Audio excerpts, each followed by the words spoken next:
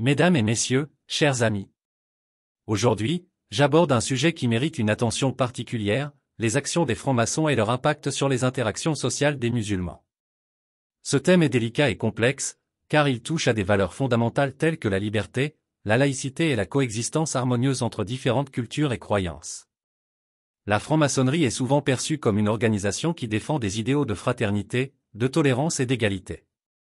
Cependant, il est important de reconnaître que certaines interprétations de ces principes peuvent avoir des conséquences inattendues sur des communautés spécifiques, notamment les musulmans. Mon intention ici est d'explorer ces dynamiques avec nuance et ouverture d'esprit. Les enjeux de la laïcité. L'un des fondements de la franc-maçonnerie est la promotion de la laïcité. Dans de nombreux pays, cette laïcité est vécue à travers des lois et des mesures qui visent à séparer l'Église de l'État et à garantir la neutralité religieuse dans les espaces publics.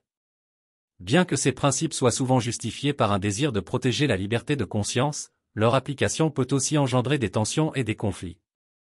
Prenons, par exemple, la question du port de signes religieux visibles dans l'espace public.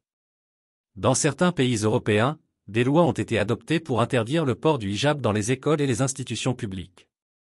Ces décisions, bien qu'elles soient souvent soutenues par des discours laïques, peuvent avoir pour conséquence d'exclure certaines musulmanes du milieu scolaire ou professionnel, limitant ainsi leurs interactions sociales. Cela crée un sentiment d'isolement et de stigmatisation, renforçant des divisions qui devraient être dépassées. La perception de la franc-maçonnerie. Les actions des francs-maçons peuvent également être influencées par la perception qu'ont de nombreux musulmans de cette organisation. Dans certaines communautés, la franc-maçonnerie est vue comme une institution secrète qui pourrait favoriser des agendas cachés au détriment des valeurs et des traditions musulmanes. Cette méfiance peut être exacerbée par des discours médiatiques qui amplifient des stéréotypes et des généralisations.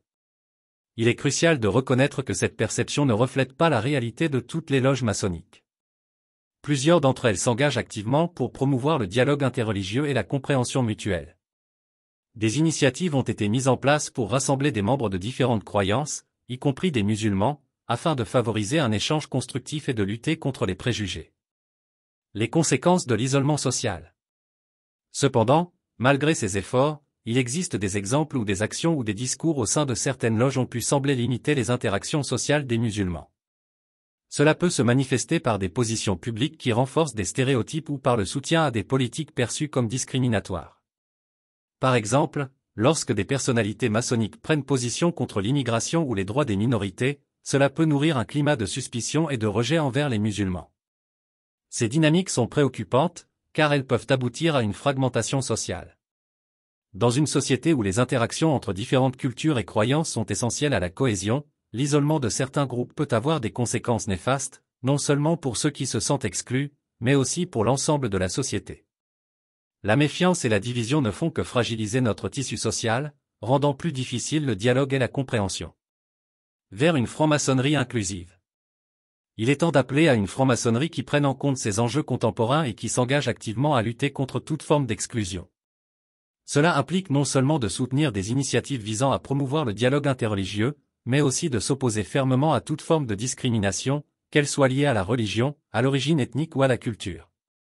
Les loges maçonniques doivent devenir des espaces où toutes les voix sont entendues, où les préoccupations des musulmans sont prises en compte, et où la solidarité entre les différentes communautés est encouragée.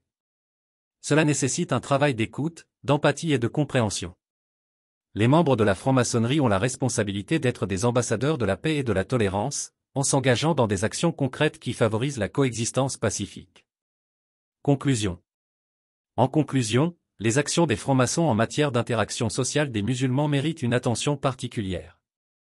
Il est impératif de dépasser les malentendus et de s'engager dans un dialogue ouvert et honnête. La franc-maçonnerie a le potentiel de jouer un rôle clé dans la promotion de la compréhension interculturelle et de l'inclusion.